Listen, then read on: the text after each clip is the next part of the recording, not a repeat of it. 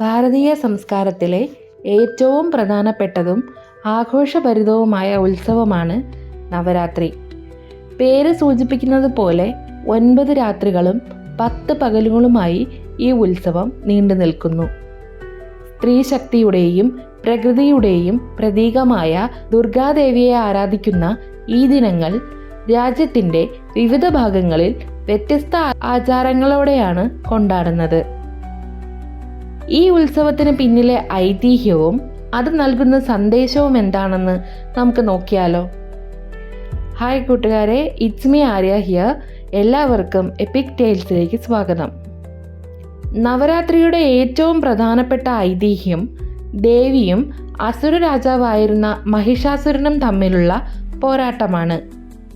ഒരിക്കൽ അതിശക്തനായ ഒരു അസുരൻ ദേവലോകത്ത് ഭീതി പരത്തി. അവൻ്റെ പേര് മഹിഷാസുരൻ. എരുമയുടെ രൂപം സ്വീകരിക്കാൻ കഴിവുള്ളതിനാൽ അവൻ ആ പേര് ലഭിച്ചു. മഹിഷാസുരൻ കഠിനമായ തപസ്സിലൂടെ ബ്രഹ്മാവിൽ നിന്ന് ഒരു വരം നേടി. ഒരു പുരുഷനും തന്നെ വധിക്കാൻ സാധിക്കരുത്. ഈ വരത്തിൻ്റെ ബലത്തിൽ അഹങ്കരിച്ച മഹിഷാസുരൻ ദേവലോകം കൈക്കലാക്കുകയും ദേവന്മാരെ പുറത്താക്കുകയും ചെയ്തു. നിസ്സഹായരായ ദേവന്മാർ ബ്രഹ്മാവിനോടും വിഷ്ണുവിനോടും ശിവനോടും സഹായം തേടി. മഹിഷാസുരനെ നിയന്ത്രിക്കാൻ ഒരു പുരുഷനും കഴിയില്ലെന്നതിനാൽ ആദിപരാശക്തിയായ ദേവിക്ക് മാത്രമേ അത് സാധിക്കൂവെന്ന് ദേവന്മാർ മനസ്സിലാക്കി. അങ്ങനെ ത്രിമൂർത്തികളുടെയും മറ്റ് ദേവന്മാരുടെയും ശക്തി മുഴുവൻ ഒരു ബിന്ദുവിലേക്ക് സംയോജിപ്പിച്ചു. ആ തേജസ്സിൽ നിന്ന് 10,000 സൂര്യന്മാരുടെ പ്രഭയോടെ ആയുധങ്ങൾ ഏന്തിയ ദുർഗാദേവി അവതരിച്ചു. ദുർഗയും മഹിഷാസുരനും തമ്മിലുള്ള യുദ്ധം 9 ദിവസം നീണ്ടുനിന്നു. മഹിഷാസുരൻ ഓരോ നിമിഷവും രൂപം മാറിക്കൊണ്ടേയിരുന്നു.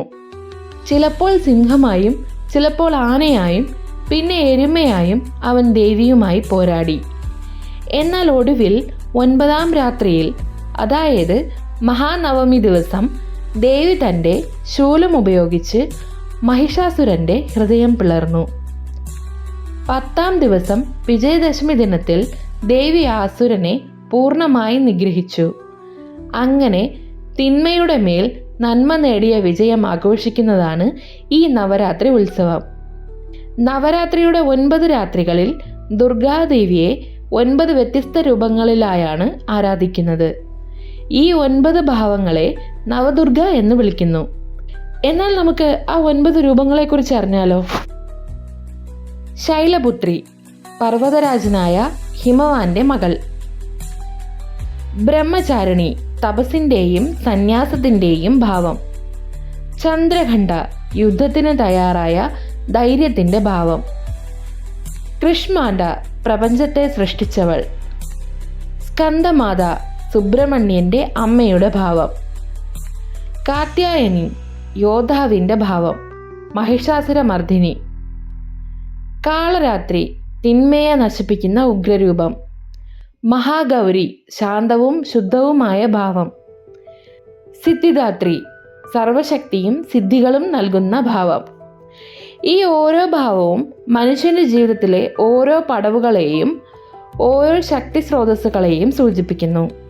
നവരാത്രിയെ 3 പ്രധാനപ്പെട്ട ഭാഗങ്ങളായി തിരിച്ചിരിക്കുന്നു. ഓരോ 3 ദിവസവും ഓരോ ദേവിയെയാണ് പ്രധാനമായും ആരാധിക്കുന്നത്. ആദ്യത്തെ 3 ദിവസം, ഈ ദിവസങ്ങളിൽ തമസിനെയും ജ്ഞാനത്തെയും ഇല്ലാതാക്കുന്ന ദുർഗാദേവിക്ക് പ്രാധാന്യം നൽകുന്നു. ജീവിതത്തിലെ പ്രതിബന്ധങ്ങളെയും ഉള്ളിലെ ദുശക്തികളെയും നശിപ്പിക്കാനുള്ള ശക്തിക്ക് വേണ്ടി നാം പ്രാർത്ഥിക്കുന്നു. രണ്ടാമത്തെ 3 ദിവസം, ഈ ദിവസങ്ങളിൽ ധനവും ഐശ്വര്യവും നൽകുന്ന മഹാലക്ഷ്മിയെ ആരാധിക്കുന്നു. തിന്മ നശിച്ച ശേഷം ജീവിതത്തിൽ സമൃദ്ധിയും നല്ല ഗുണങ്ങളും ഉണ്ടാകാൻ വേണ്ടി പ്രാർത്ഥിക്കുന്നു. അവസാനത്തെ 3 ദിവസം, ഈ ദിവസങ്ങളിൽ ജ്ഞാനത്തിൻ്റെയും വിദ്യയുടെയും ദേവതയായ സരസ്വതിയെ ആരാധിക്കുന്നു. ഭൗതികമായ സമ്പത്തിനപ്പുറം ആത്മീയവും അറിവുള്ളതുമായ ജീവിതം നേടാനാണ് ഈ പ്രാർത്ഥന. ഈ ദിവസങ്ങളിലാണ് പൂജവയ്പും വിദ്യാരംഭവും നടക്കുന്നത്. നവരാത്രിയുടെ 10ാം ദിവസമാണ് വിജയദശമി. ഇത് ദുർഗ മഹിഷാസുരനെ വധിച്ചതിൻ്റെ വിജയം മാത്രമല്ല, അറിവ് അജ്ഞതയുടെ മേൽ നേരിടുന്ന വിജയത്തിൻ്റെ പ്രതീകം കൂടിയാണ്. കേരളത്തിൽ ഈ ദിവസം വിദ്യാരംഭം നടത്തുന്നു. അറിവിൻ്റെ ലോകത്തേക്ക് കുട്ടികളെ കൈപിടിച്ച് നടത്തുന്ന ഈ ചടങ്ങ് നവരാത്രിയുടെ ഏറ്റവും വലിയ സംഭാവനകളിൽ ഒന്നാണ്. പലയിടത്തും ഈ ദിവസം പുതിയ സംരംഭങ്ങൾ തുടങ്ങാനും വിദ്യാഭ്യാസം ആരംഭിക്കുന്നതിനും ശുഭകരമായി കണക്കാക്കുന്നു. ഓരോ വ്യക്തിയുടെ ഉള്ളിലും നന്മയും തിന്മയുമുണ്ട്. ദുർഗാദേവി പുറത്തുള്ള അസുരനെ നിഗ്രഹിക്കുന്നത് പോലെ നാം ഓരോരുത്തരും നമ്മുടെ ഉള്ളിലെ അഹങ്കാരം, അസൂയ, അത്യാഗ്രഹം, അജ്ഞത തുടങ്ങിയ ആന്തരികമായ മഹിഷാസുരന്മാരെ നശിപ്പിക്കണം. ഈ 9 രാത്രികൾ നമ്മുടെ ജീവിതത്തിലെ ശക്തിക്കും സമ്പത്തിനും അറിവിനും വേണ്ടി പ്രാർത്ഥിക്കാനും നമ്മെ തന്നെ ശുദ്ധീകരിക്കാനുമുള്ള അവസരമാണ്. നവരാത്രിയുടെ ഐശ്വര്യവും ശക്തിയും നിങ്ങളുടെ ജീവിതത്തിലും നിറയട്ടെ എന്ന് ആശംസിക്കുന്നു. ഈ കഥ നിങ്ങൾക്കെല്ലാവർക്കും ഇഷ്ടമായെന്ന് കരുതുന്നു. പുതിയൊരു കഥയുമായി വീണ്ടും കാണുന്നതുവരെ നന്ദി, നമസ്കാരം.